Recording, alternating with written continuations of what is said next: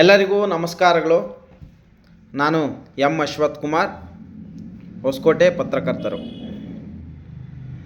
ಸ್ನೇಹಿತರೆ, ನಾನು ಈಗ ತಾನೇ ಒಂದು ಫೇಸ್ಬುಕ್ಕಲ್ಲಿ ಒಂದು ವಿಡಿಯೋ ನೋಡ್ತಾ ಇರಬೇಕಂತಂದು ಹೇಳಿದ್ರೆ, ಯಾವುದೋ ಒಂದು ಸರ್ಕಾರಿ ಕಾರ್ಯಕ್ರಮದಲ್ಲಿ ಮಾನ್ಯ ಮುಖ್ಯಮಂತ್ರಿಗಳಾದಂಥ ಸಿದ್ದರಾಮಯ್ಯನವರು ಮಾತಾಡ್ತಾ ಇರಬೇಕಾದ್ರೆ ಬಸವರಾಜ ಬೊಮ್ಮಾಯಿರವರು ಈ ಒಂದು ಮಧ್ಯ ಕರ್ನಾಟಕ ಹಾವೇರಿಯಲ್ಲಿ ಒಂದು ಸೂಪರ್ ಸ್ಪೆಷಾಲಿಟಿ ಹಾಸ್ಪಿಟ್ಲನ್ನು ತಗೊಂಬನ್ನಿ ಅಂತ ಮನವಿ ಕೊಟ್ಟರು.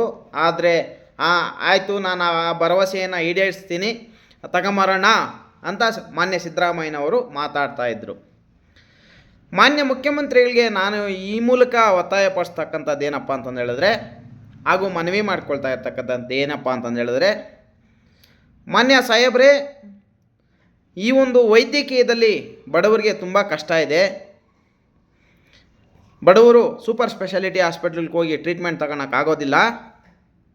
ಮಧ್ಯಮ ವರ್ಗದವರು, ಕೆಳವರ್ಗದವರು, ಬಡವರು ತುಂಬ ಕಷ್ಟ ಇದೆ ಈ ಒಂದು ಸಂದರ್ಭದಲ್ಲಿ.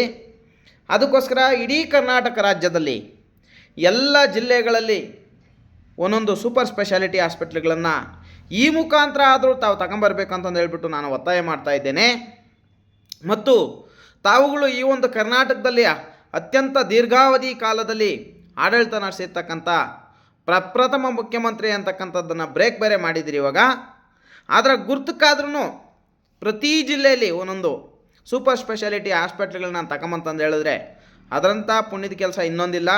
ದಯವಿಟ್ಟು ನೀವು ಸೂಪರ್ ಸ್ಪೆಷಾಲಿಟಿ ಹಾಸ್ಪಿಟ್ಲ್ಗಳನ್ನು ಎಲ್ಲ ಜಿಲ್ಲೆಗಳಲ್ಲೂ ಕೂಡ ತಂದು ಒಳ್ಳೆಯ ಕೆಲಸ ಮಾಡಬೇಕು, ಒಂದು ಪುಣ್ಯದ ಕೆಲಸ ಮಾಡಬೇಕಂತಂದು ಹೇಳ್ಬಿಟ್ಟು ಈ ಮೂಲಕ ನಾನು ಮಾನ್ಯ ಮುಖ್ಯಮಂತ್ರಿಗಳಲ್ಲಿ ಹಾಗೂ ಕರ್ನಾಟಕ ಸರ್ಕಾರಕ್ಕೆ ಒತ್ತಾಯವನ್ನು ಮಾಡ್ತಾಯಿದ್ದೀನಿ ಮತ್ತು ಮನವಿಯನ್ನು ಮಾಡ್ತಾಯಿದ್ದೀನಿ.